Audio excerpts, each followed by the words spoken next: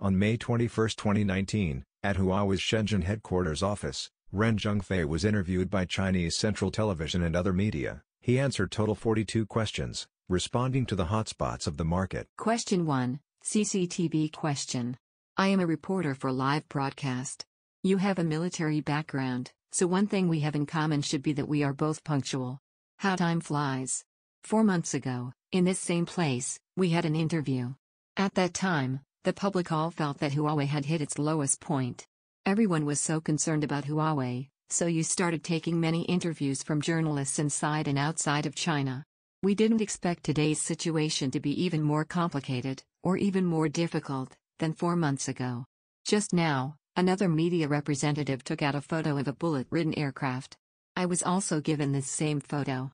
I heard that you like this photo very much, the photo of the badly damaged fighter aircraft. Ren Zhengfei answered. I first saw this photo on Wukong.com, feeling that the aircraft was quite like our company. So I sent it to my colleagues. The carrier BG thought the aircraft in this photo is akin to its situation and started using it for communications. Later, we found that there were not many problems with the carrier BG, since it has been getting fully prepared over these past 10+ years. So our current situation is that we are repairing our aircraft during its flight so that it can make its way back home. CCTV question. But this aircraft was able to fly back, because its vital parts, such as its fuel tanks and engines, were not damaged. Only the non-vital parts of its wings were damaged. But if its vital parts were attacked during a flight, how was it possible for it to make its way back? Ren Zhengfei answered. I want to tell you 2 stories about Germany and Japan during World War II. Germany refused to surrender, so its cities were flattened by airstrikes. Japan was also attacked by intensive bombardments. The U.S. Army threatened that if Japan did not give up, intense bombing would also flatten the country. At the end of the day, Japan decided upon a compromise, which was to announce the country's surrender but keep their emperor. By the time the surrender came, the majority of Japan's industrial infrastructure was destroyed, but the country did not suffer the fate of being leveled like Germany.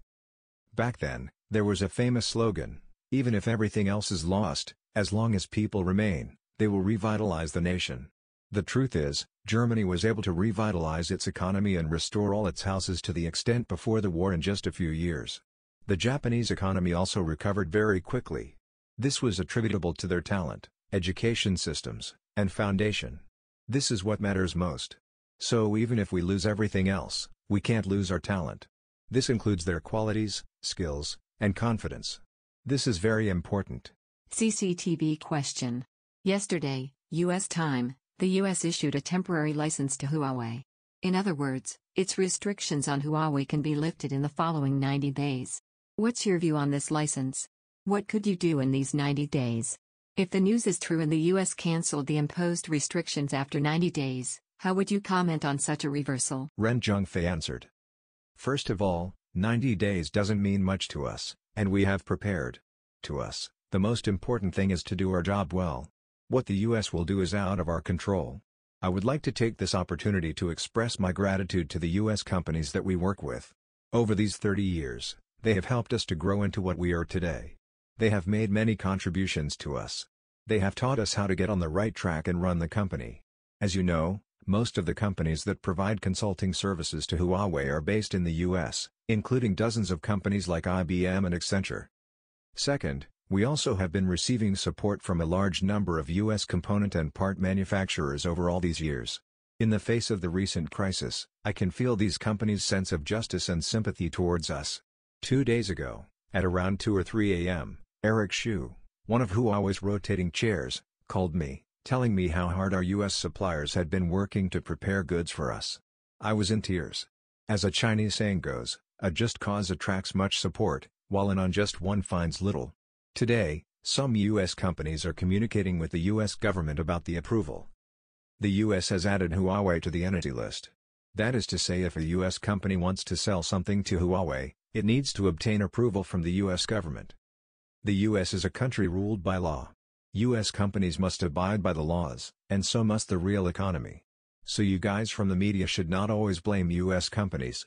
Instead, you should speak for them. The blame should rest with some U.S. politicians. I don't think we should throw blame indiscriminately without knowing whether it will fall on the right persons. We may end up targeting the wrong persons if we do so. The media should understand that these US companies and Huawei share the same fate. We are both players in the market economy. US politicians might have underestimated our strengths. I don't want to say too much about this, because Ms. He Tingbo, president of HiSilicon, made all these issues very clear in her letter to employees.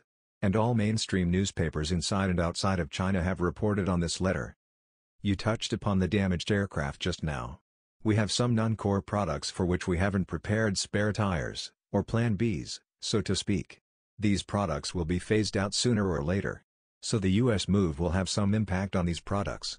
But in sectors where we have the most advanced technologies, at least in the 5G sector, there won't be much impact. Not just that, our competitors won't be able to catch up with us within 2 to 3 years. Question 2. People's Daily Question. I want to ask a question about chips. I noticed that you said in an interview with Japanese media on May 18 that Huawei does not need chips from the US. There is no problem with Huawei. In a letter to your employees, you mentioned that Huawei has strengths and has made preparations. Can I ask where your strengths come from and what you have done to prepare? Ren Zhengfei answered. First, we are always in need of US chips. Our US partners are fulfilling their responsibilities and asking for approval from Washington. If this approval is granted, we will still buy chips from these suppliers. We may even sell chips to US companies, to help the US make more advanced products. We won't exclude our US partners or seek to grow entirely on our own. Instead, we will grow together. Even if there is an insufficient supply from our partners, we will face no problems. This is because we can manufacture all the high-end chips we need ourselves. In the peaceful period, we adopted a 1+1 policy. Half of our chips come from US companies and half from Huawei. Despite the much lower costs of our own chips, I would still buy higher-priced chips from the US. We cannot be isolated from the world. Instead, we should become part of it. Our close relationships with US companies are the result of several decades of effort on both sides. These relationships won't be destroyed by a piece of paper from the US government. As long as these companies can obtain approval from Washington, we will continue to buy in large volumes from them. It may be the case that they cannot obtain approval quickly. We have ways to go through this transition period. Once approval is granted, we will maintain our normal trade with these US companies and work together to build an information society for humanity. We don't want to work alone. We can make chips that are as good as those made by US companies, but this does not mean that we will not buy chips from the US. Question 3. Xinhua News Agency question. You once said that Huawei wouldn't be working behind closed doors and would cooperate with others. Now you are saying that Huawei will be doing both things. Does this mean that US trade protectionism and the US ban on Huawei are essentially disrupting global supply chains and causing chaos in the market? The US has been accusing Huawei in many aspects, such as corporate governance and finance. What do you think are the focus areas of the criticisms? Why are they targeting Huawei? Ren Zhengfei answered. I'm not a mind reader, so I don't know exactly what those US politicians are thinking. I think we should not be the target of US-led campaigns just because we are ahead of the US. 5G is not an atomic bomb, it's something that benefits society. In terms of network capacity, 5G is 20 times larger than 4G and 10,000 times larger than 2G. The power consumption per bit of our 5G base station is 10 times lower than 4G, and the size is 70% smaller. Our 5G base station is very small indeed, about the same size as a briefcase. It's also light, about 20 kilograms. You don't have to build a cell phone tower for 5G base stations, because they can be installed anywhere, on poles or walls. They can work for decades because they are made of anti-corrosion materials. This means that our 5G equipment can be installed even in underground sewage systems. It is especially suitable for European markets, where there are many areas with historical buildings and it's impossible to build giant cell phone towers like those in China. Of course, the existing towers in China won't lay idle, because our 5G base stations can be installed on them too, it's just that we don't need to build new towers. With our 5G base stations, our customers in Europe can reduce their engineering costs by €10,000 per site. They won't need to use cranes for installation, and they won't need to build cell phone towers.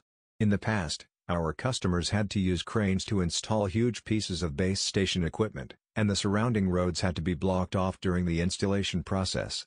Now, they can easily install our 5G base stations by hand. It's super easy. The bandwidth of 5G is very high, so high that it can support a huge amount of high-definition content and easily transmit 8K video. They're saying that 5G will reduce costs tenfold, in fact it's more like 100-fold. This means that ordinary people can watch high-definition TV programs, and they can learn a lot from these programs. To develop further, every country needs to rely on culture, philosophy, and education. These form the foundation of national development. Therefore, 5G will change our society for the better. Latency on 5G networks is extremely low, so 5G will be rapidly adopted in many industries for all sorts of purposes. Regarding the image referred to earlier, the CCTV reporter was concerned about whether the engine of the aircraft was broken. While there might be holes in our aircraft wings, we will continue to focus on developing our core and to lead the world in these areas. The more advanced a product is, the more comprehensive its plan B will be. Xinhua News Agency question. Do you think the international market has been disrupted? Ren Zhengfei answered. I don't think so. Europe will not follow in the footsteps of the US, and the majority of US companies are communicating closely with us. Question 4. Global Times question. You mentioned the impacts on Huawei. The letter from HiSilicon president has created a lot of excitement in the media. People in the chipset industry take an objective approach to the gaps between companies in China, the US, and other countries in terms of chips and other core components. What do you think is the position of Huawei's in-house products and R&D? The letter also gave an assurance that Huawei can ensure supply continuity. Is that assurance true?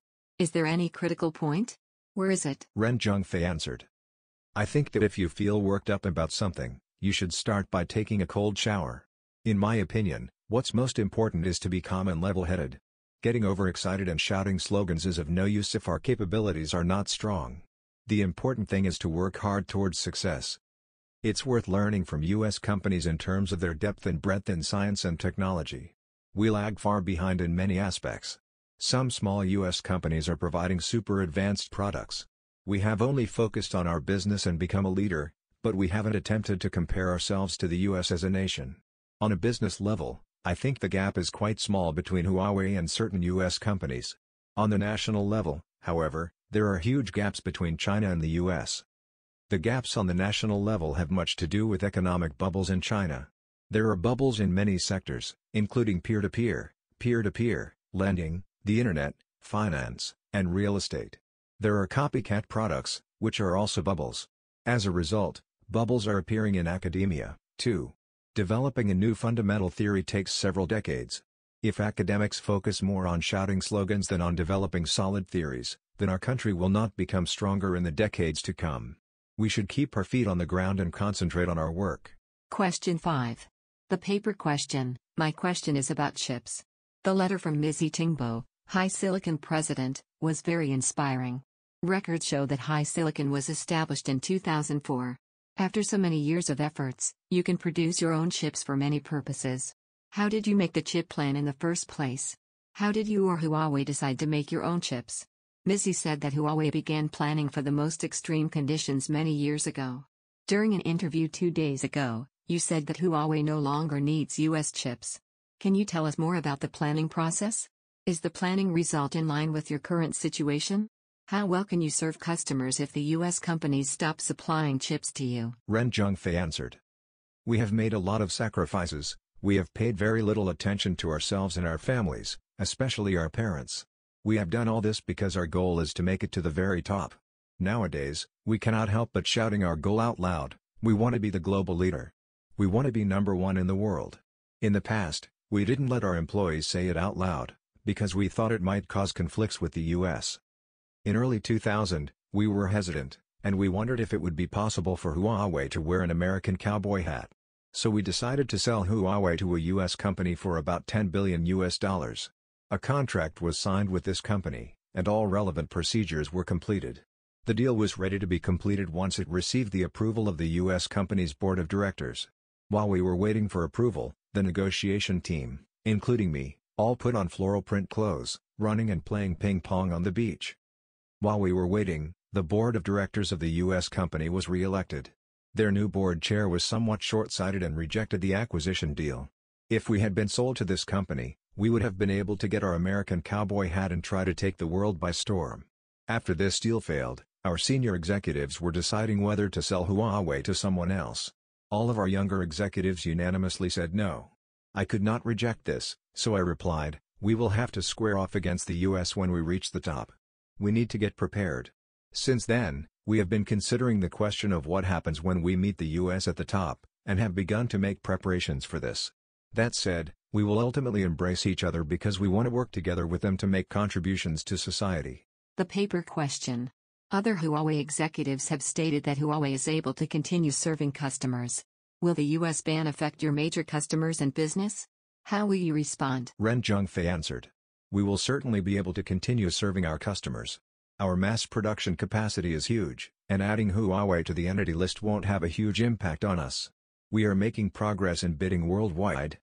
Our growth will slow down, though not by as much as everyone imagines. In the first quarter of this year, our revenue grew 39% over the same period last year. This rate decreased to 25% in April, and may continue decreasing towards the end of this year. But the US ban will not lead to negative growth or harm the development of our industry. Question 6. Science and Technology Daily Question. If the US cuts off the supply chain, how will the industry be impacted? 2 days ago, I saw that Fang Jiuzi, an internet celebrity, tweeted, if the spare tire is good, why not use it before a blowout? What's your opinion on it? Ren Zhengfei answered, if we use spare tires in all our products, that means we are seeking the so-called independent innovation. The main purpose of independent innovation is to become a dominant player. But we want to have partners all over the world. For that reason, his idea of using the spare tire before a blowout is not on our minds. He doesn't understand our strategic thinking. We don't want to hurt our partners. We want to help them have robust financial statements, even if it means we have to make adjustments. As I mentioned, we don't intend to stop using the components of US companies, but we haven't told them about this. We hope US companies can continue to be our suppliers, so that we can serve humanity together. Previously, we've shared information about our chip development with our suppliers. We've even shared our research results with them. We outsource production to our suppliers. That's why the suppliers are so kind to us. Again, to answer the question, if the spare tire is good, why not use it before a blowout? Spare tires are backups. Why should we use them before our current tires burst? Science and Technology Daily Question. How will the industry be impacted if the US does cut off the supply chain? Ren Zhengfei answered.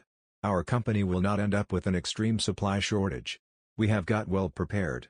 At the beginning of this year, I predicted that something like this would occur 2 years later, and that the US would not take action before the US lawsuit against us was settled in court. We were quite sure that they would take action against us whatever the result was. We thought we would have 2 years to make preparations. But when Meng Wanzhou was arrested, it sparked everything off. You may know that we were also working during the last Spring Festival holiday, and I paid visits to our employees working during the holiday. In China alone, 5,000 service personnel, such as security guards, cleaners, and canteen workers, stayed to serve our fighters. They received salaries several times higher than normal. The company paid double for food from suppliers, and paid service personnel extra. Many of our staff didn't even go home during the Spring Festival. In order to save time for work, they made makeshift beds on the floor to take an afternoon nap. Also during the May Day holiday, many of our staff chose to stay here. Question 7. Netease question. Speaking of Plan B, how much has Huawei invested in this plan over the years? If Plan B is not put into use, will Huawei continue to invest in the plan? Ren Zhengfei answered, we have invested so much that I cannot give a concrete figure. For both Plan A and Plan B, the budget and headcount were allocated together. Previously, Plan A received most of the budget, but now most of the budget will be allocated to Plan B. I don't know exactly how much the budget is. Every report I receive is several pages long. And instead of asking questions about every single component, I just do a general review. Making a plan is just one step. We have to identify the key phases for each component. So we are preparing little by little. Otherwise, we would not have hired 80,000 to 90,000 R&D engineers. Question 8. Financial Weekly question. After the U.S. export control goes into effect, Huawei's suppliers in Japan, Europe, and Taiwan are expected to help Huawei a lot. If this export control fails, do you think the U.S. government will put pressure on companies like TSMC? Huawei can produce its own chips, but it does not have the capabilities of the entire value chain. Ren Zhengfei answered. If more companies refuse to succumb to the pressure, then even more will follow. Don't worry too much about this.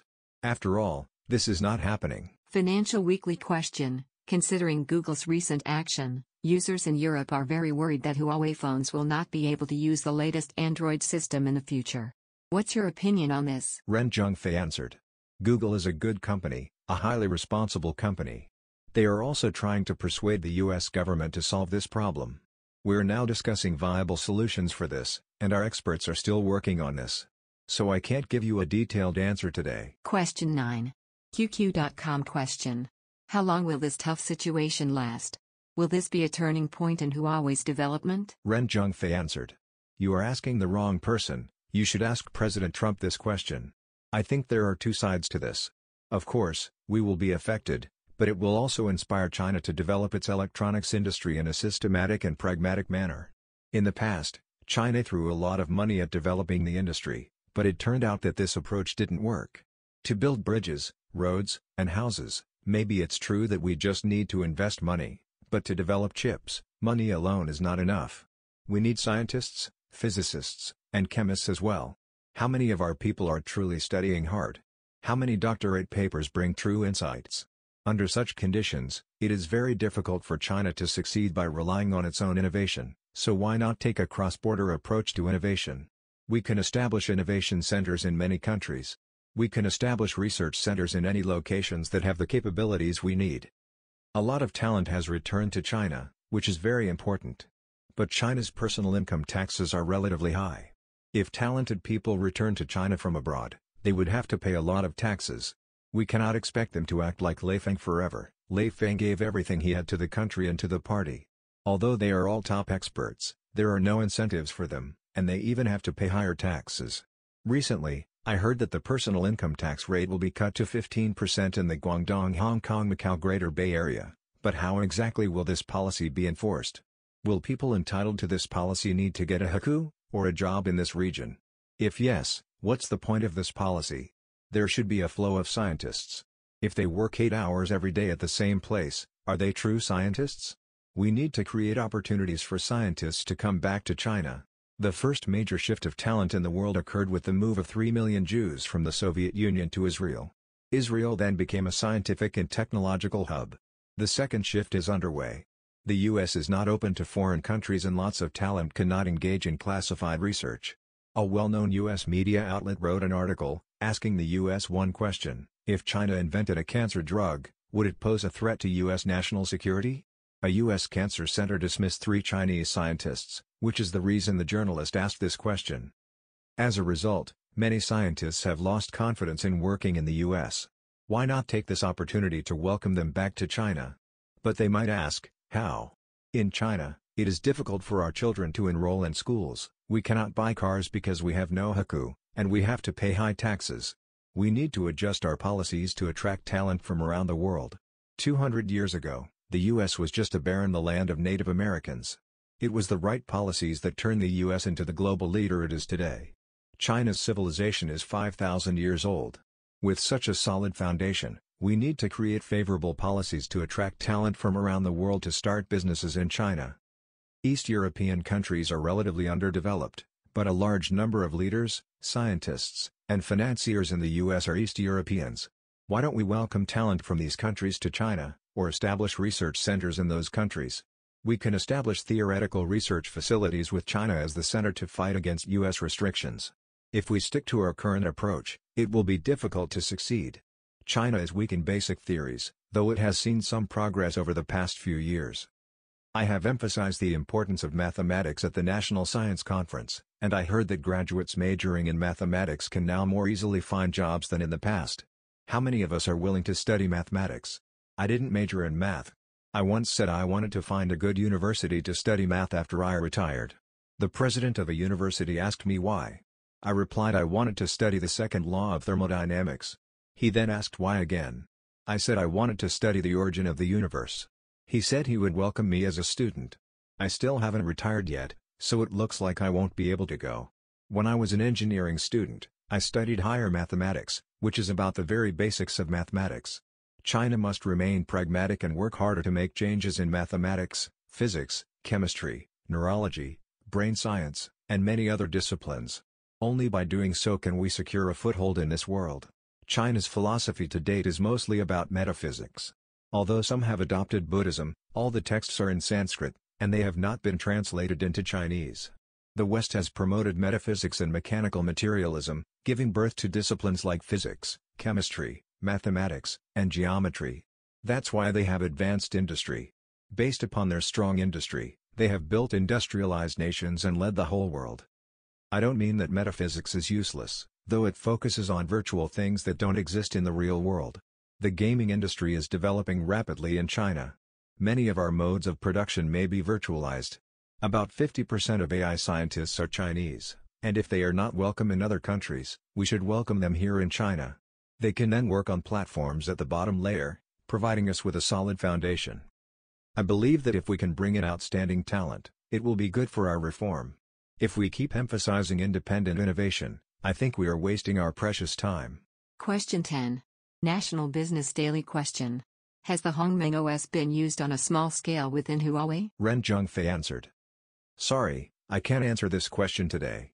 We can make our own operating system, but it doesn't necessarily mean that it will replace other operating systems. We need to use operating systems for our work in artificial intelligence and the Internet of Everything, but I'm not clear on which are used and which are not. So I can't really answer your question yet. National Business Daily question. Many articles these days are reporting on Huawei shocks, that is, how Huawei has been shocking the whole world. Ren Zhengfei answered.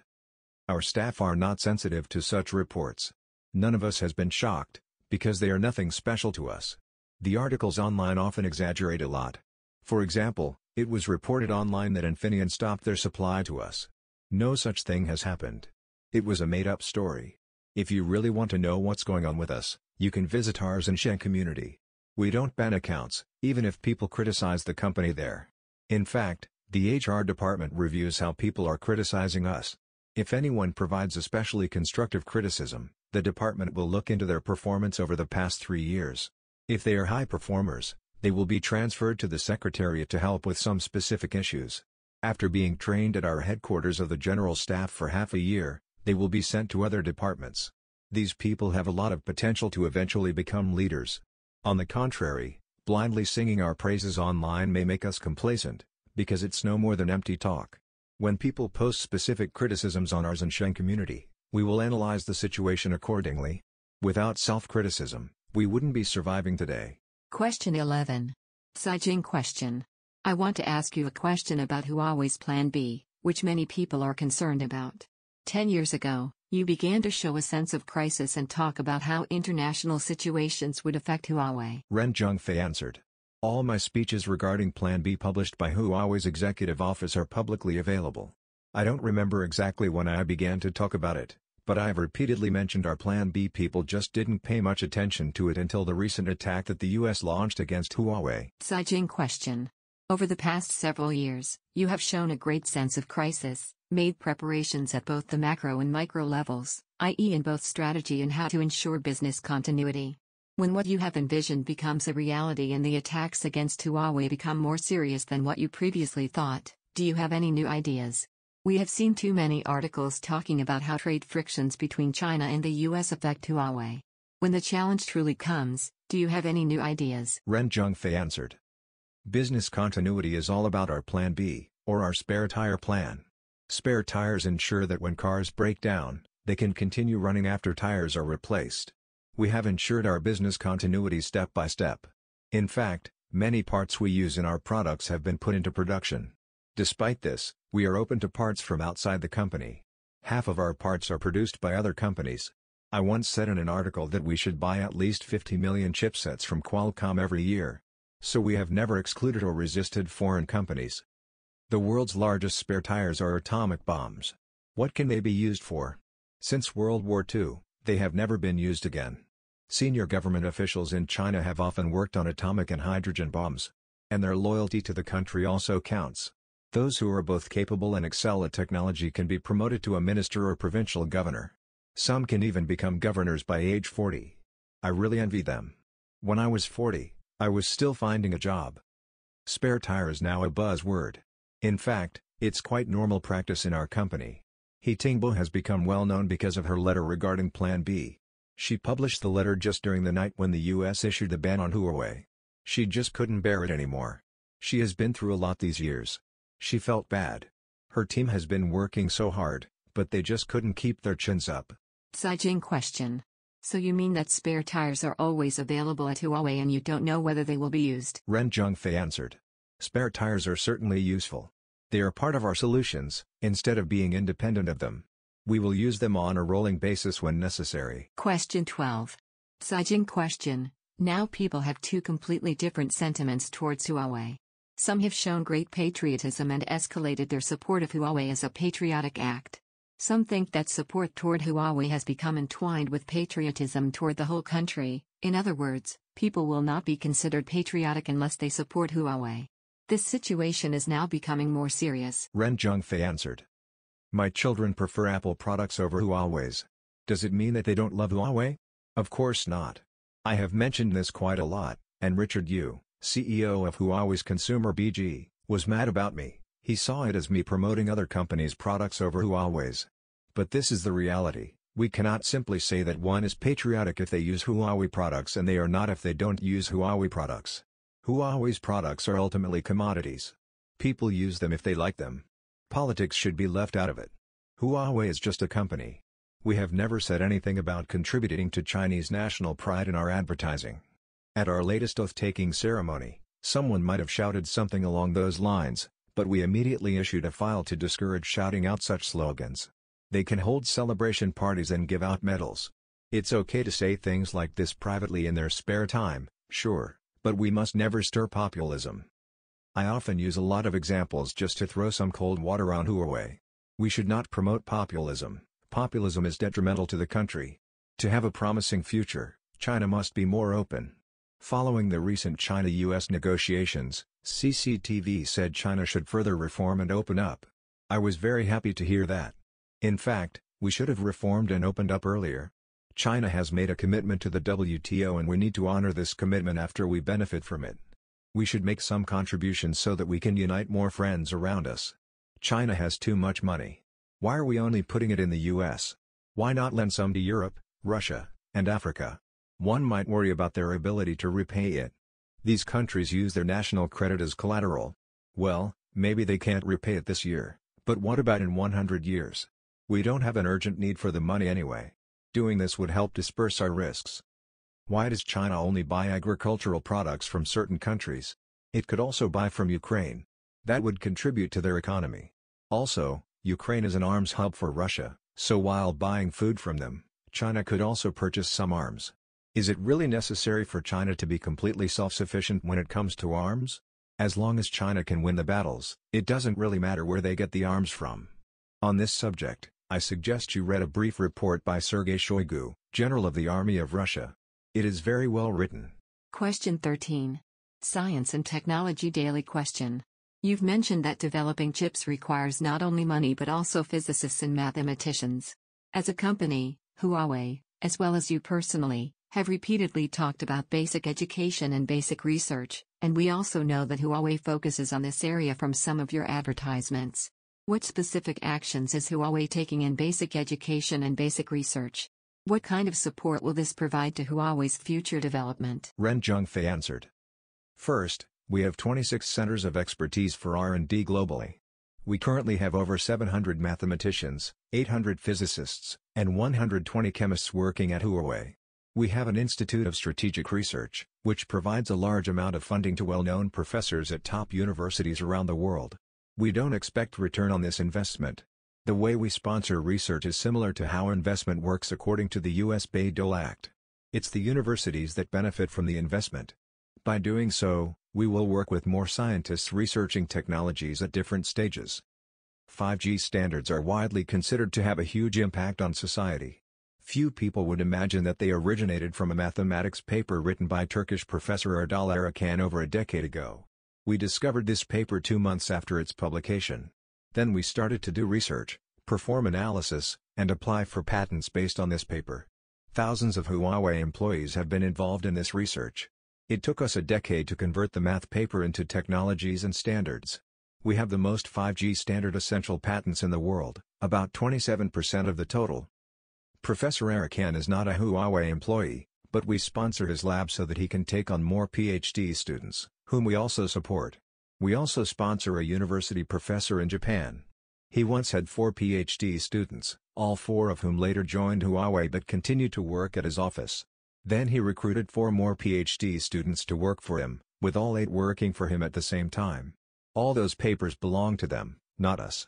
If we need to use their academic outcomes, we need to pay them. This approach is similar to the US Bayh-Dole Act. We use such approach to work with more scientists. We held a global scientist conference last week, and I attended the conference remotely through video. Several brilliant young scientists, all doctorate degree holders, attended the conference and introduced the technology to me. They explained to me what each of those papers would mean to society in the future. We constantly have this kind of communication around the world. This enables us to absorb new ideas, and also helps them understand our requirements. This way, we are able to constantly inform each other. When it comes to winning talent, Western companies are more far-sighted than we are. They identify talent and then recruit them to work as interns, providing dedicated training to them during their internship. This is different from the traditional job-seeking method graduates follow in China. Now we have more opportunities to compete with US companies in terms of recruitment, but we are not strong enough to attract the talent. We give job offers to some excellent, very talented students as early as their second year of university. For example, students from the Novosibirsk State University have been the champions or runners-up in the International Collegiate Programming Contest for 6 consecutive years. Google paid salaries 5 or 6 times higher than normal to employ them. Starting this year, we will pay even more than Google to attract such talent to work on innovation in Russia. We will join the competition for talent. We don't require scientists to always be successful. Failures are also a form of success, because they develop talent. In this way, we are able to constantly move forward. Question 14. Gmail.com question. I visited Huawei's lab and saw many inventions, such as anti-corrosion equipment and heat conduction. They seem to be based on chemical theories we learn in high school. These applications are magical.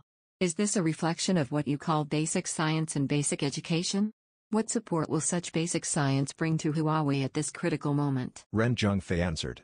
Actually, even junior high school students learn the general equations for a nuclear chain reaction, but it's not an easy task to build an atomic bomb. Basic science seems to be simple, but it's difficult to apply it in practice. Therefore, some foreign inventions may look simple, but they are based on numerous other inventions. A small component may be developed based on thousands or even tens of thousands of patents. Question 15. Sina question.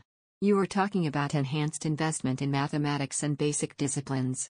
What about Huawei's level of investment in the world? What made you recognize the importance of basic disciplines? What are your goals and expectations for future investment? Ren Zhengfei answered. Let's look at an example. The camera of the Huawei P30 smartphone is a reflection of how mathematics can be applied in practice. Photos are not simply captured but calculated through mathematics. Human eyes are equivalent to about 100 million lenses, but a camera only has one lens. Our smartphone is able to use calculations to divide the image captured by the light sensors in a single lens into tens of millions of visual lenses, and then reproduce the image. Mathematicians in our company have a slogan, making smartphones that outperform human eyes. I once criticized this idea in an internal speech. I think it's unnecessary. However, they are stubborn and I can't change their minds. They say our smartphones can capture an image of the moon and views 1,000 kilometers away. This may be true, because mathematics can help restore weak light signals. When I visited our mathematicians in our research center in Nice, France, I said, the sea and sky of Nice are blue. Why are the formations developed by our mathematicians also based on a blue color? Previously, the images captured by our smartphones were bluish, but now this seems to have been corrected. Our strategic spare tires have contributed to the fast development of our smartphones. Some strategic spare tires developed for our network business were not used in that area, and were transferred to the consumer business. The consumer business has benefited a lot from these resources, and is able to upgrade its products every 3 months. Most contributions come from mathematicians. Physicists have also contributed to the development of trichromatic sensors. Therefore, business in the electronics industry is impossible to develop if we are still relying on components manufactured by others. There are also mathematical achievements in other vendors' components, but you need to pay more money to gain access to what they developed. I think we should strive to be the world leader in this area. Question 16. Huangkuayu.com question: for a period the US has been attacking Huawei, and also urging its European allies to put pressure on or even block Huawei. If the US continues to push its European allies to close their markets to Huawei, will you visit 10 Downing Street or the Élysée Palace in person to persuade them to open their doors to Huawei through more direct and effective methods? Ren Zhengfei answered. I used to have afternoon tea at 10 Downing Street. They asked me how I learned to catch up with the rest of the world, and I said it was the afternoon tea. Therefore, they received me with afternoon tea at Downing Street. We've been communicating with leaders of different countries. Every country has their own interests. The campaign of the US will not be powerful enough to call on everyone to follow them. Question 17.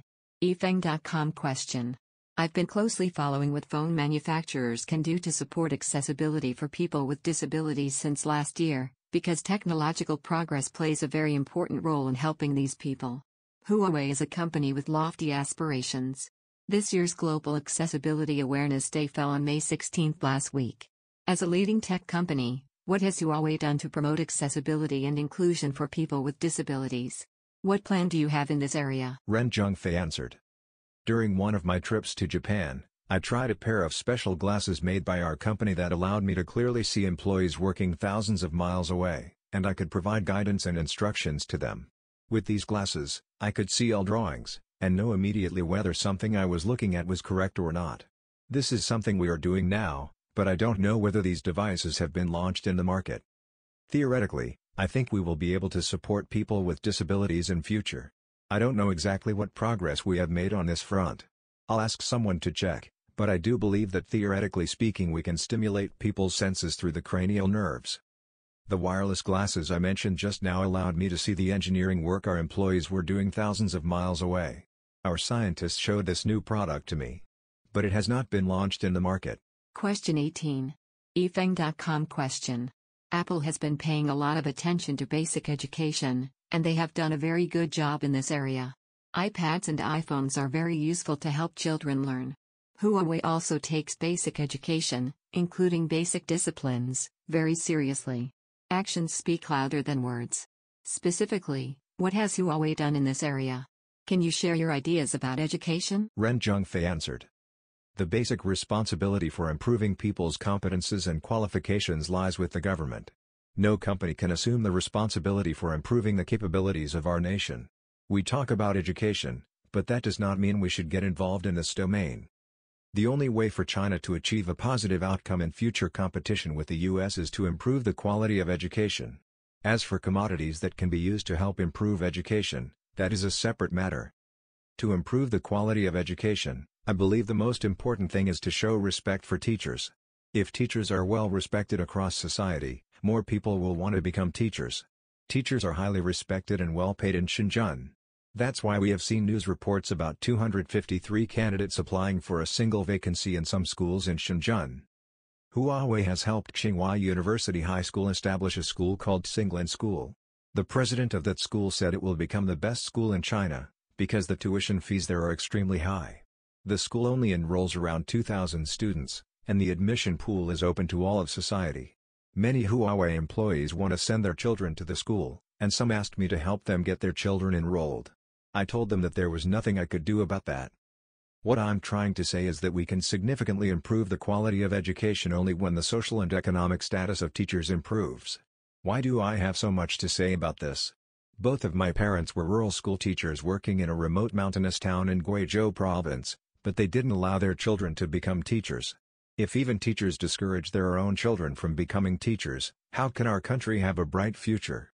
I saw and experienced the many hardships my parents faced as a result of being teachers at that time in history: low social ranking, discrimination, and poor pay, so I never considered becoming a teacher myself. Question 19. China Business Journal question: I have two questions. First, the consumer business now accounts for the largest part of Huawei's revenue, followed by the carrier and enterprise businesses. What proportions do you think these three businesses will take in Huawei's revenue in 5 or 10 years' time? Second, in the current situation, how would you define the future role of HiSilicon in Huawei? Ren Zhengfei answered. The role of HiSilicon is a support team to Huawei, one that moves forward in tandem with the operating team of the company. It can be likened to a fuel truck, a crane, or a field medic that moves forward together with the core operation. As for our three business groups, we don't take the view that the most profitable one is the most important. Only the department that is responsible for building network connections will be able to become number one in the world. It is the very department that has come under attacks from the US. I have compared it to a badly damaged aircraft. Actually, we have realized that this department does not face as many difficulties as others because it has been preparing for a long time. Our 5G, optical transmission, and core network technologies are free from the pressure that is being put on this department, and these technologies will be the world leaders for many years to come. Question 20. China Business News question. The assembly order from HiSilicon has gone viral online recently.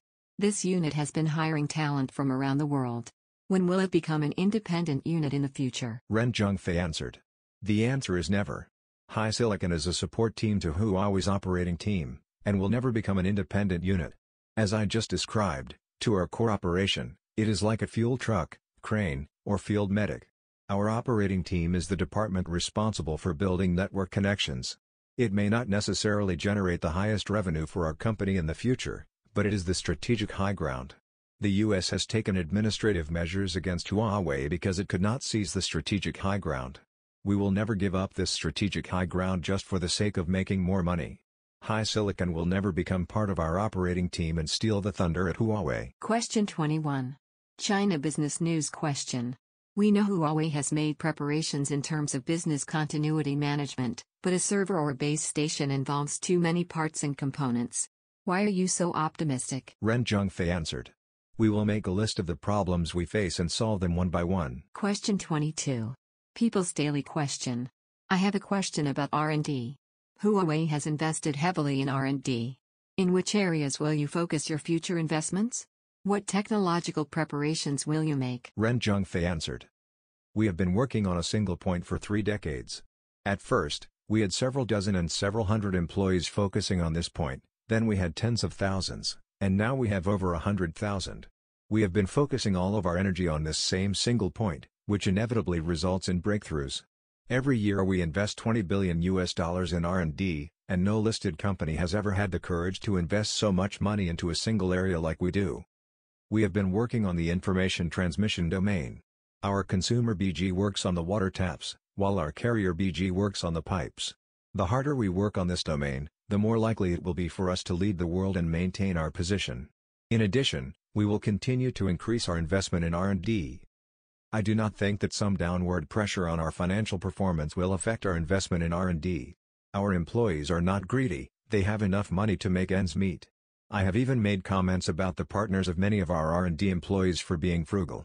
Some people asked me how I could identify our dedicated employees.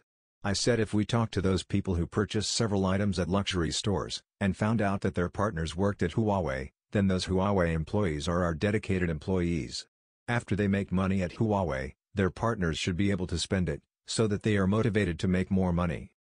Huawei will continue working in the ICT domain, and will not enter other domains. Rumor has it that Huawei will engage in automobile manufacturing, but that's not true. Our connected vehicle products serve world-leading car makers, and mainly include vehicle-mounted computing and electronics products. This may develop into a huge industry. We work with companies in the automotive industry to achieve autonomous driving. However, putting Huawei's logo on a car sent by our partner does not mean that we will manufacture cars. We will not randomly enter other domains. Question 23. Sohu question. You take basic education very seriously. Is it possible for you to become involved in basic education in one way or another in the future? Ren Zhengfei answered. Basic education is the responsibility of the government. Companies should focus on their own business. We don't want to be distracted during our business operations by becoming involved in basic education. Building massive networks for humanity is Huawei's biggest social responsibility. We have connected 3 billion people around the world, including people in some African regions where Western companies don't want to do business because they cannot make money. If Huawei collapsed, it would have a huge impact on the world. Huawei will not engage in education. We are even going to downsize our operating team, and get rid of some less important departments. Employees working in these departments can continue to move forward alongside us as our partners. During the last Chinese Spring Festival vacation, when Huawei employees worked overtime, more than 5,000 people provided services. During this period, we doubled the prices we paid for the services we received and promptly provided extra rewards to these people. Question 24. 21st Century Business Herald question. In our eyes, Huawei's management philosophy is Mr. Ren's management philosophy. What do you think is the essence of Huawei's management philosophy? International management theories have long been dominated by the West. Do you think now is the time for China's management philosophy to be exported to the outside world? There are now many books about Huawei's success formula. Is there really such a formula for success? Can others copy Huawei's model? Ren Zhengfei answered. Huawei has no philosophy. Personally, I have never studied philosophy or carefully read any philosophy book. I've never met the authors of those books you mentioned. It's possible that they just made them up. The so-called Huawei philosophy is casually written, and has nothing special. If there really is such a thing as Huawei philosophy, I would say it is to stay customer-centric and create value for customers. This is because our money comes from our customers' pockets. There are 3 ways to obtain customers' money. The first is to rob, which violates the law. The second is stealing, which is not the right way, either. If you stole money, you would be detained in the police station. The third is to have our customers willingly give us their money. To make that happen, we must provide them with quality goods and services that they need. That's our one and only secret of success. I'll take our company's cafes as an example. They are doing very well. Why? They do business carefully and sincerely, and don't play tricks. At first, 5 or 6 Huawei employees managed these cafes and lost money. They had high salaries and company shares, but lost money in the cafes' businesses. Then I told them to start up their own cafes. This way, they ended up earning 700,000 to 800,000 yuan every year. Some people at headquarters said they wanted to investigate these cafes, as they were suspicious of the reason why these cafes had started making a profit. I told them that every time they investigated, I would dismiss one of them. Why? Because their teams were overstaffed and couldn't focus on the right things. As long as the cafes pay their rental, water, and electricity expenses, meet sanitary requirements, and maintain an appeal to our employees, why do you bother minding something that is none of your business? That's also why Huawei has a very small logistic team. It only has 703 employees but provides support for over 180,000 Huawei people across 170 countries and regions around the world. Question 25. Xinhua News Agency question. I recently read a speech you delivered at a Representatives Commission meeting. In the speech, you described Huawei's approval of the Charter of Corporate Governance as an institutional development milestone. The document also described Huawei's corporate governance structure.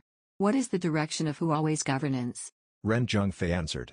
Actually, our governance structure and Charter of Corporate Governance have been published on our intranet. The election of the new board of directors took more than a year, and more than 90,000 people were engaged in the process.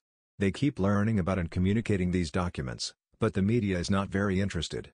As to your question, I cannot fully explain this to you today. It is a comprehensive system. Xinhua News Agency question. What kind of company does Huawei want to become in the future? Or which direction does Huawei want to move along? Ren Zhengfei answered. We will not allow capital injection.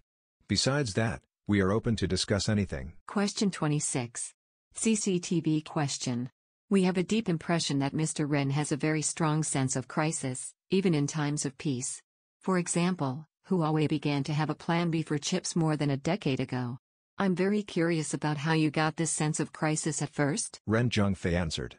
You would build a sense of crisis if you had been beaten by others many times. Question 27. 36 Krona question. In your answers to many questions, you said Huawei has a plan B and you are optimistic about the current situation. What is your biggest concern at the moment? This event has affected your family members. Have your daily exchanges with your family influenced your decision-making? Ren Zhengfei answered. They detained my daughter, trying to shake my will, but my family's encouragement has solidified my will. In her letter to me, my daughter said she would be mentally prepared for the long run. She is very optimistic. That has greatly reassured me and eased my pressure. I need to go beyond myself, my family, and Huawei to think about the world's issues. Otherwise, I cannot stay objective. International journalists were very candid when they talked with me. Our public relations department has published full transcripts of these interviews. I will give them to you today. Why are we speaking out so frequently? If we took a narrow view, we would be on the opposite side to the Western media, and even to you. However, I should avoid the influence of personal opinions, so that we could discuss issues on an equal footing. Most of Huawei's executives do not consider issues based on their personal interests or our corporate interests. We are a global company, and we have many friends that accept and support us around the world. Question 28. CCTV question.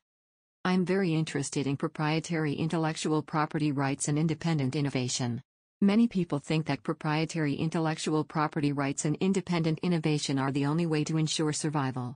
You mentioned just now that HiSilicon has created some spare tires to support Huawei's long-term survival, and this is built on your independent innovation. But you also said that you would give up non-critical parts of an aircraft if that's the right thing to do, because you don't want to waste your time and energy. Why is there such a big difference? Ren Zhengfei answered. If you mean the spirit of independent innovation, then I would encourage it. Innovation should build on human civilizations. This is the right approach. All scientists are independent innovators. Why? They crack some mysterious questions that no one can understand. But we must understand that we need to stand on the shoulders of our predecessors to promote scientific and technological innovation. HiSilicon does not innovate independently out of nothing. They have paid a huge amount of royalties to obtain licenses for the use of others' intellectual property rights. They have signed cross-licensing agreements, some of which are permanent licenses. Our innovations are intertwined with others, and we have produced our own innovations building on those of others. We agree that we need to encourage the spirit of independent innovation. But we must clearly define it. If you make something that others have already produced, you cannot use it. If you want to use it, you have to pay for their original ideas. This is what the law says.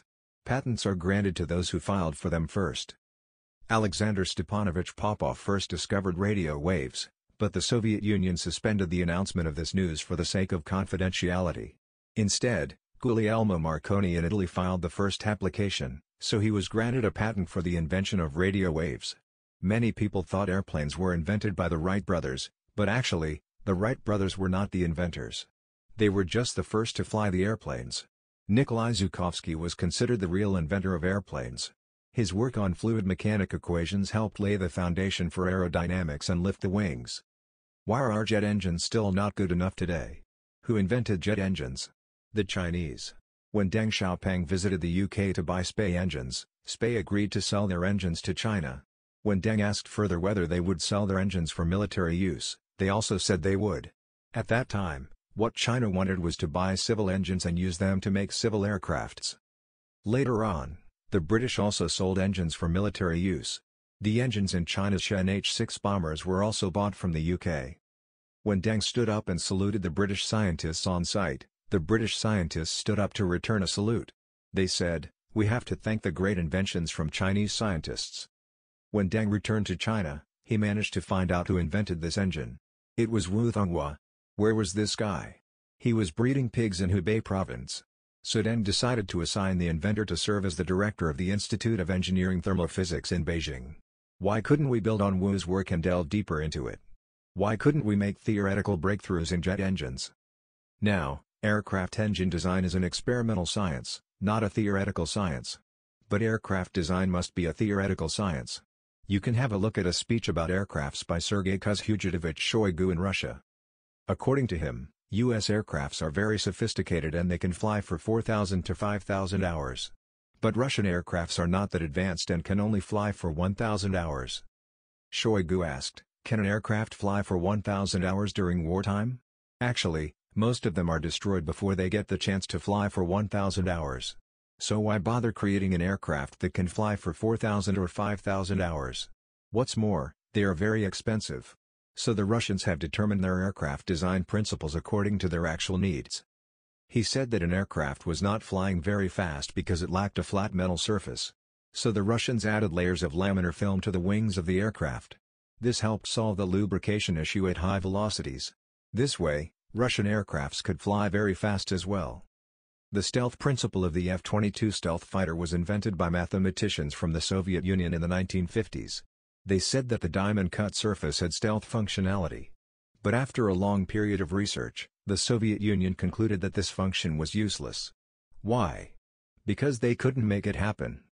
They approved the publication of the paper on this principle. When the Americans read the paper, they thought they had found a treasure. It took the US 20 years to produce the F-22 stealth fighter. But now, our meter-wave radars can detect F-22 fighters. In fact, there were many scientists doing original research in China in the 1950s, but now there are bubbles everywhere. How can this research environment help make our country more competitive in basic research? We need to change the environment for research. Caijing question. You made a very important point just now. We must be clear about what independent innovation is truly about. So are you against closed and repetitive independent innovation? Ren Zhengfei answered, if you mean the spirit of independent innovation, then I support it. But if you are talking about doing innovation independently, then I object it. Caijing question. If you define independent innovation this way, others would refute your point by referring to high silicon. Ren Zhengfei answered, when it comes to innovation, high silicon also stands on the shoulders of others. Zhu Guangping answered. Independent innovation does not mean innovating all by yourself. The key to innovation is to grasp the core part of a system, rather than reinventing the wheel. This would be meaningless.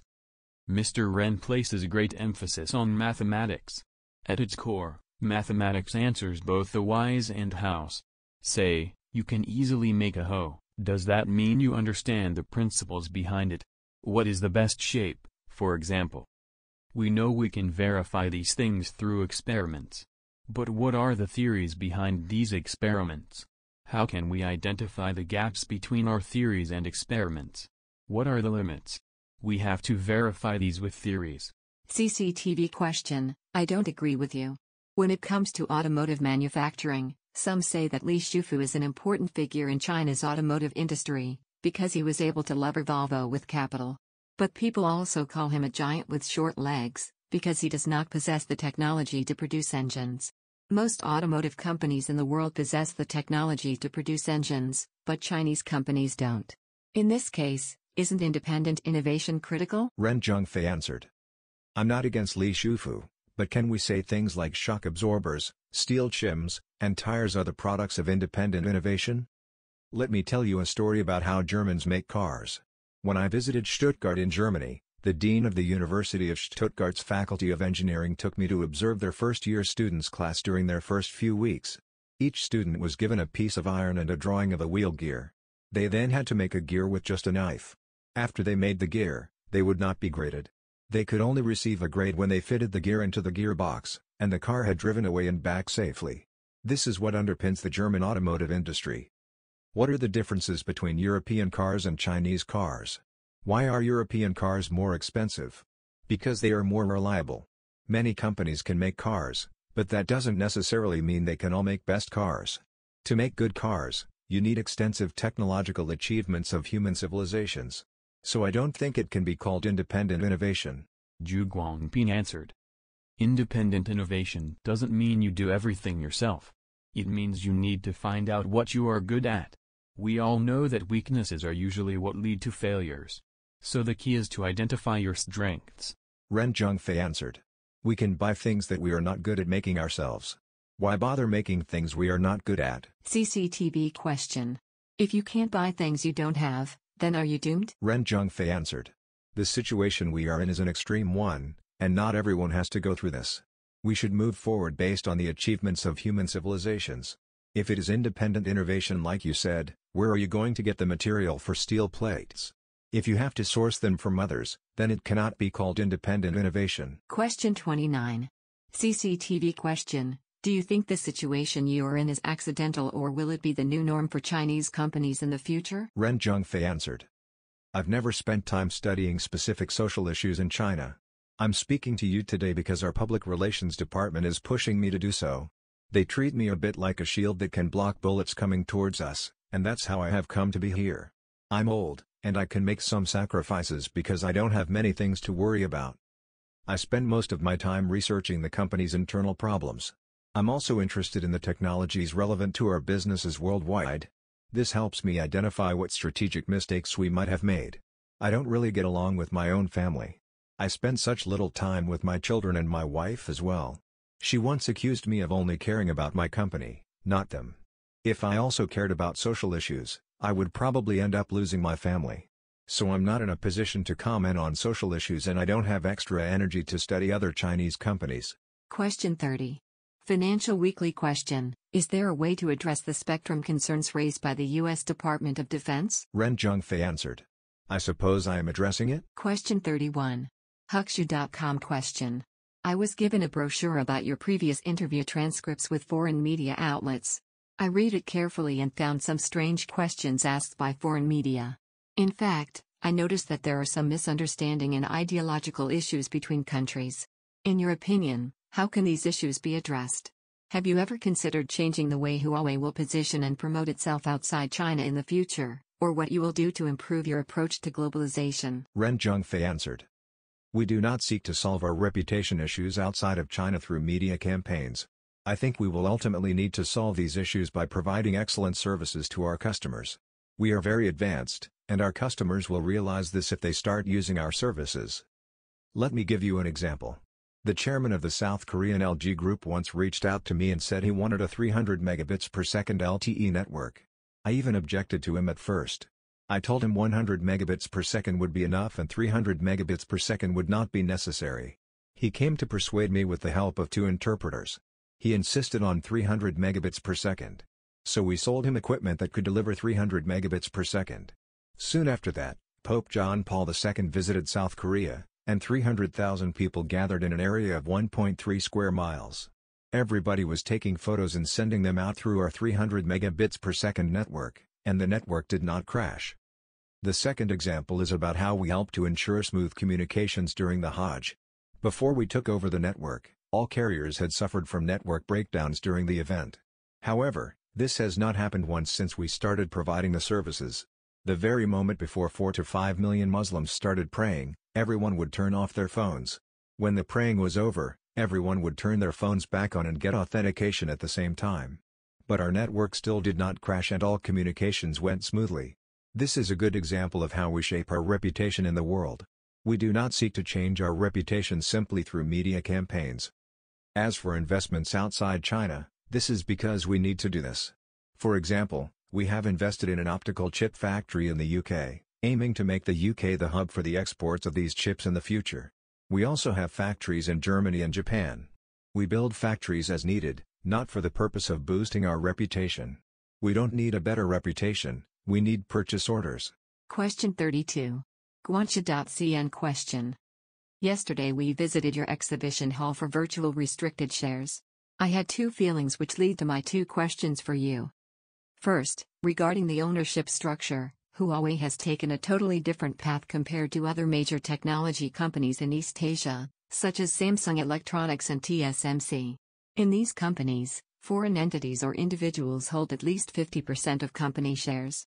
This type of ownership structure means Western capital can obtain capital gains from leading Eastern Asian companies like Samsung Electronics and TSMC. What's your view on the differences here in the topic of capital gains? Second, Huawei's ownership structure is a model that Huawei has been exploring and finds fitting. Huawei has communicated with Western media about this over the past few years. But I learned yesterday that there are still some misunderstandings among Western media outlets. They don't believe Huawei's shares are fully owned by its employees. Rather, they think Huawei's ownership structure is more of an employee rewarding scheme. This tells me 2 things about the West. First, Western technology companies value talent and technology, which I admire. On the other hand, they tend to misunderstand or simply do not understand things that do not work the Western way. What do you think is the root cause of Western misunderstandings? Ren Zhengfei answered. I'm not interested in capital, so I haven't done any research about that. If Western media outlets are interested in it, they can do the research themselves. But no matter what, I will not let external capital enter our company. The problem for our company now is that we earn too much money. This is partly because we cannot lower prices. If we lowered our prices, the market of other companies would be squeezed and Huawei would share the fate of Xiongyu, the hegemon king of Western Chu, eventually failing. So we cannot do this as an industry player. In this regard, Apple is a role model. It's like an umbrella beneath which many small companies shelter and survive.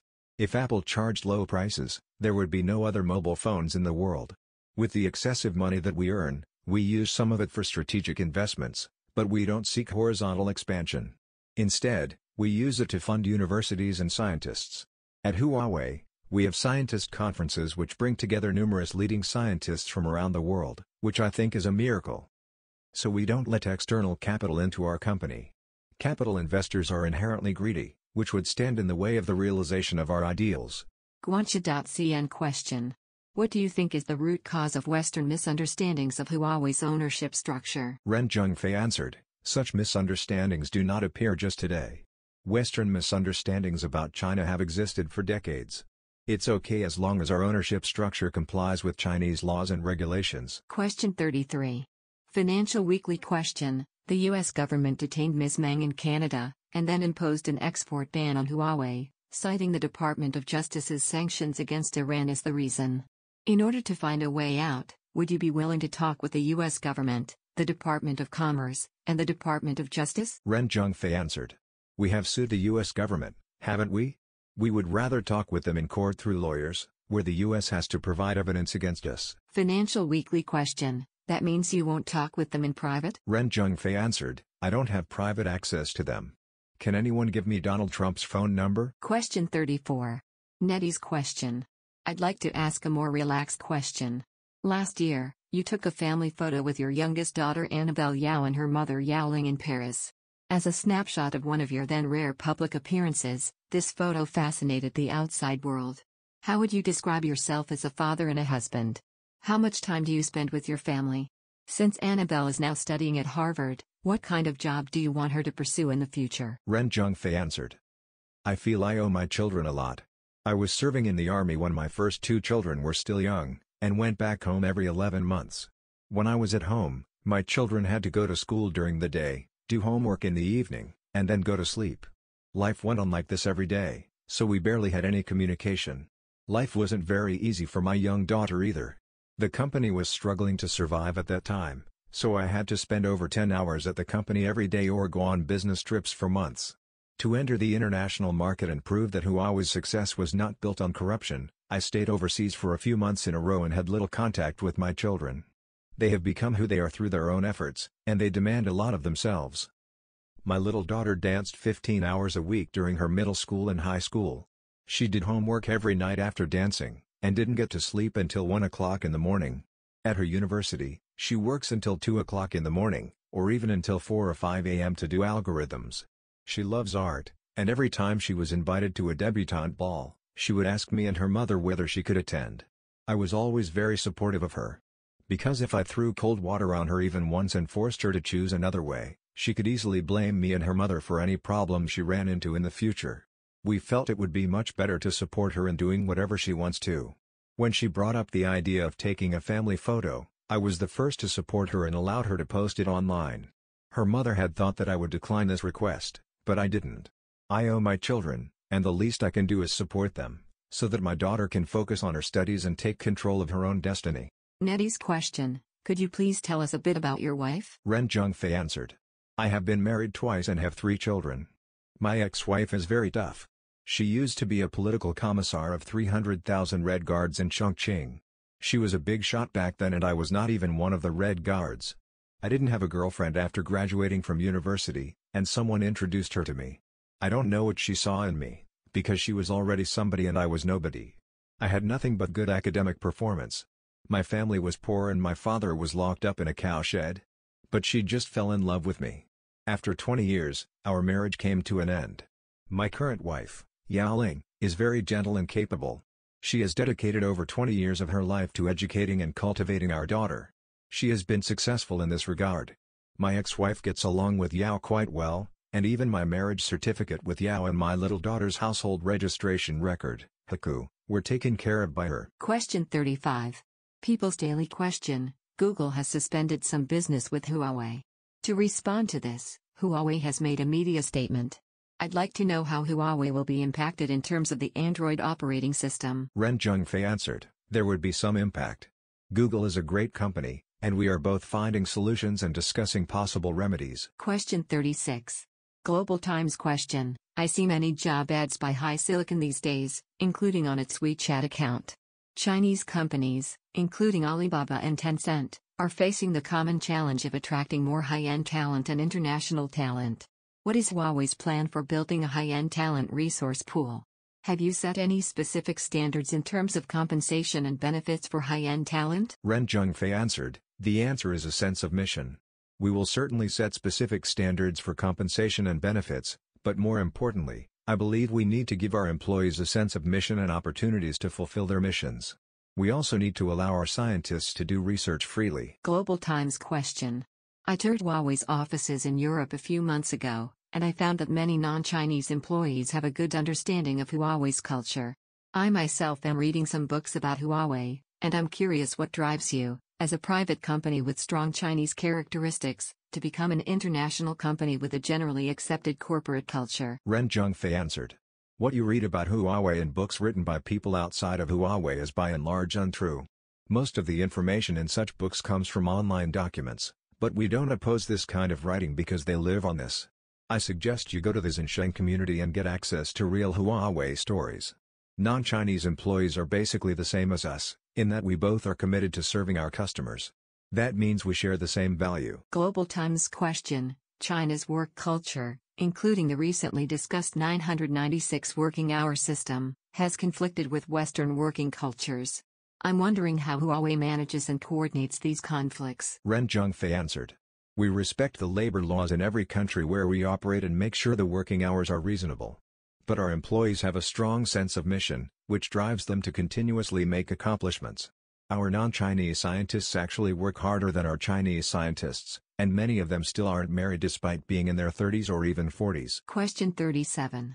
Science and Technology Daily question. As you mentioned above, Huawei's key operating teams are becoming more capable and stronger. While layoffs are a sensitive talking point in the Chinese market, many ICT companies are going to or have cut jobs. Since Huawei was established in 1987, there haven't been any massive layoffs. What's your opinion about layoffs? Ren Zhengfei answered. The number of former Huawei employees exceeds the number of current employees. How did they end up leaving Huawei? Some of them left of their own will. If some business fails, it is the commander's liability, not the employees. When we remove a department, we should find a way for its employees who have developed many skills as they grow. For example, the company recently commended the application and software department. I approved the department's request to invite 10,000 employees to walk the red carpet, which ended up with several thousand employees. In 2017, we held a strategy retreat in Shanghai and decided to scale down the application and software department, which had made no major achievements. When we decided to remove this department, I was afraid that its employees would suffer in their new departments because they might not have good performance or their personal grades were low. So I privately told the HR department to raise their salaries before they left.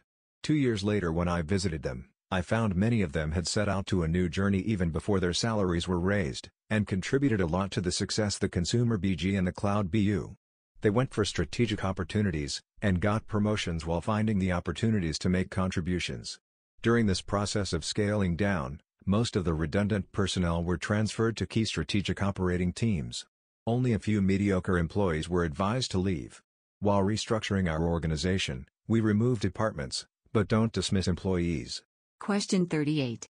The paper question. Richard, you said that you used iPhone in the past, but now you use Huawei's own high-end phones. Are you using a P30? Ren Zhengfei answered. The P30 is too advanced. My phones are not the latest. If I use advanced phones, I have to study the new functions, which is a waste of time for me. I don't need new functions. The paper question. Have you always favored the CNBG, carrier network business? Ren Zhengfei answered. No.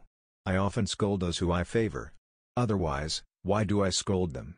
I also scold Richard Yu a lot. The paper question.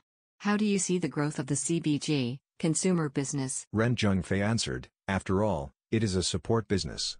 It aims to make money and give it to the CNBG to help it become a global leader. The CNBG uses the money the CBG gives it to charge ahead and capture Mount Everest. Even if we can't grow crops there, it is still right we capture it. This is the principle we follow. It's not that I favor the CNBG. The paper question. I think Richard Yu is very capable. Ren Zhengfei answered. I didn't say that he is not capable. You media people are all saying good things about Richard Yu. Please call Richard right now. The paper question. Can you summarize the development of the CBG over the past several years? Ren Zhengfei answered. When we recognize a department, we must not just praise it. We need to correct its mistakes and drive it to move in the right direction. We have a lot of reflection internally. Sometimes, members of the board of directors executive committee quarrel, but they will often reach a consensus eventually. Richard, you said. I hope that we can gain more of your support, boss. Some of your words might be misinterpreted or misunderstood, and some people even use these words to attack us relentlessly. Ren Zhengfei answered, Richard, you don't walk tall today. Financial Weekly question, you set a $150 billion goal for the CBG? Ren Zhengfei answered, they set it themselves, and I am sure they will not attain it. Financial Weekly question, you place hope in them, aren't you? Ren Zhengfei answered, market demand has approached the saturation curve. When you move forward along the saturation curve, you may put in a lot of effort, but cannot widen the gap between you and the followers. The gap will only gradually narrow. For example, it is very difficult to download 2 movies within a second. It doesn't actually matter much to users if they can download 1 movie or 2 movies within a second. Even if we invest heavily in technology for this, we won't see any big difference in its application. This will easily cause losses to the company. It is easy to take the lead while an industry is rising. However, it is hard to do so when we begin to approach the saturation curve. Therefore, I am not sure what will happen in the future. Question 39. Caijing question, regarding the shareholding structure. I previously interviewed some Huawei employees. They are very concerned about one issue. In the past, Huawei's shares grew along the way, and they bought many shares in Huawei, which benefited them tremendously. However, they have one question now. Uncertainty about the future is increasing. If Huawei encounters problems, will dividends and earnings per share be impacted? Ren Zhengfei answered, naturally. Whether to buy or sell company shares is up to the employees themselves. The mechanism is open and our employees are not bundled with the company. Dividends from Huawei shares are expected to drop. Our blue team has criticized the company for distributing dividends at a rate of more than 30% for 30 years in a row. They asked, how long will this continue? Therefore, I criticize the board of directors executive committee every year, saying that profits are increasing so much, and our strategic investment is not sufficient. Their self-reflection minutes for the previous year are still on my desk, and I haven't approved them yet. This year, Donald Trump approved the sanctions on Huawei, which may cause our profits to drop slightly. Caijing question, this means they need to take the good with the bad? Ren Zhengfei answered, we understand what some employees think, and they can take back their money if they want. Caijing question, you just mentioned that as long as you don't allow capital into Huawei, you can adopt any path for your future development. Capital is a very sensitive topic and we've already heard all kinds of rumors. Ren Zhengfei answered, rumors are just rumors. We will never allow capital into Huawei. This is a consensus shared by all our executives. We work for ideals, not money. Question 40. 36 krona question, regarding the operating system, which department is responsible for it? Will you open up the source code to attract some developers? Ren Zhengfei answered, I can't say for sure which department is responsible for this. We will try our hand at this. It is not technically difficult to develop an operating system. What is difficult is building an ecosystem. This is a big issue, and we should take it easy. Question 41. Jamian.com question, yesterday, I went to visit your exhibition hall for virtual restricted shares and I was shocked. Huawei is highly bundled with the rights and interests of its employees. You hold only 1.4% of company shares and you only have the power of veto. In many companies today, the founder often has rights that align with their shares or demands more rights than their shares can provide. Your influence in Huawei is incredible. What is the essence of this? Ren Zhengfei answered, at the beginning of the year, we completed the election for representatives of our shareholding employees, who become members of our new Representatives Commission. This was a result of more than 1 year of preparations. These members were elected on a one-share one-vote basis. Why didn't people outside Huawei know about this? I don't know why our employees have voluntarily kept this a secret. These representatives of shareholding employees do not represent shares. Instead, they represent shareholding employees and vote company decisions on a one-person one-vote basis. The company's board of directors makes decisions through voting, which also follows the one-person one-vote principle. As authorized by the board of directors, its executive committee manages the company's daily operations. Question 42. Pear video question, you have never used your power of veto, Mr. Ren. Have you ever wanted to use it at a specific moment? Or, what would be likely to prompt you to use your veto in the future? Ren Zhengfei answered, Brexit. There was a date that my power of veto would expire. I had planned to give it up when that date arrived. However, When we passed the new Charter of Corporate Governance, the UK happened to vote on Brexit. If we allowed voting as they did, the fate of Huawei might be ruined as a company. That would be a regret, so we retained the power of veto, which is temporarily in my hands. When some members of our executive management team exit to form a core elite group, I will give up this power and hand it over to the core elite group, which will be made up of 7 people. Then the core elite group will be able to veto decisions on critical issues. Normally there is no need to use the power of veto on business matters.